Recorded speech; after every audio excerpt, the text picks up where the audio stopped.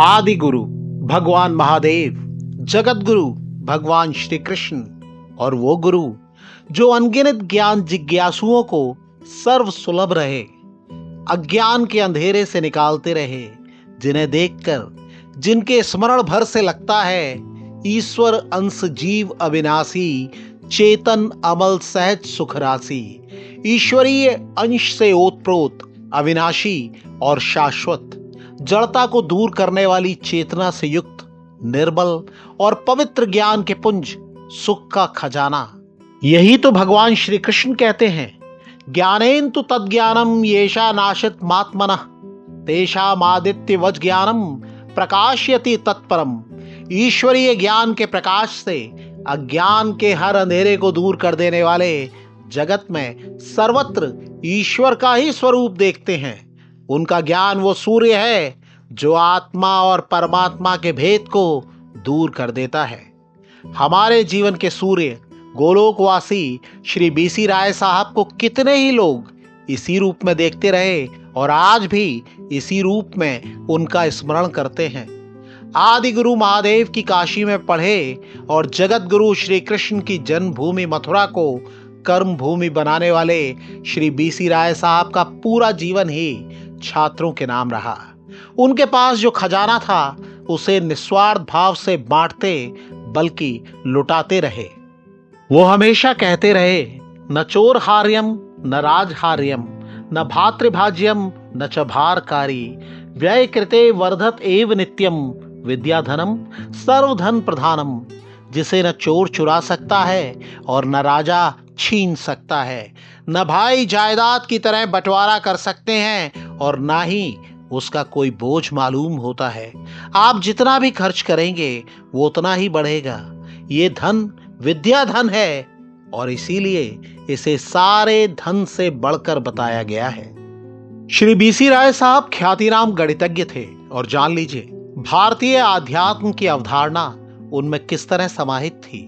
ओम पूर्णमदः पूर्णमिदं पूर्णात् पूर्णमुदच्यते पूर्णस्य पूर्णमादाय पूर्णमेवावशिष्यते। ब्रह्म पूर्ण है, ये संसार भी पूर्ण है, पूर्ण से पूर्ण ही निकलता है और पूर्ण में से यदि आप पूर्ण को निकाल लेते हैं तो भी पूर्ण ही शेष रहता है। गणित भी तो यही बताता है। आप अनंत में से कोई संख्या निकाल लें या जोड़ दें तो अनंत में कोई परिवर्तन नहीं आता, वो अनंत ही रहता है ब्रह्म की तरह। श्री बीसी राय साहब की गिनती उन महापुरुषों में होती है जो शताब्दियों में एक बार जन्म लेते हैं और अपने ओजपूर्ण औरे से कई पीढ़ियों को प्रकाशित कर देते हैं। वो कहानियां सुनाते थे, अपनी नहीं, वो कहानियां जो देश के मानस को तैयार करती हैं। ये कहा भी जाता है कि किसी देश की अगली जनरेशन या पीढ़ी कैसी होगी, ये जानना है तो वहां के टीचर्स से मिलिए। बदलते समय के साथ आप क्या देख रहे हैं? बच्चों के बीच जाइए, उनसे सवाल कीजिए वो क्या बनना चाहते हैं। 100 में से शायद 1 या 2 बच्चे ही होंगे आज जो कहेंगे कि वो टीचर बनना चाहते हैं। और गुरु होने की चाहत तो बहुतों में मिल सकती है, बच्चों में ही नहीं बड़ों में भी, लेकिन पात्रता वो तो लाखों में से शायद किसी एक में मिले। कहानी है या किंवदंती, लेकिन आपने सुना होगा सिकंदर के गुरु ने उनसे कहा था भारत से आना तो किसी ज्ञानी गुरु को साथ ले आना। यह वो कहानी जो मैंने खुद श्री बीसी राय साहब से सुनी थी, औरंगजेब की कहानी। औरंगजेब ने अपने पिता शाहजहां को कैद किया और कहा जेल में भी तुम्हें कोई काम करना होगा, बताओ क्या करोगे। कहते हैं शाहजहां ने जवाब दिया वो बच्चों को पढ़ाना चाहेंगे।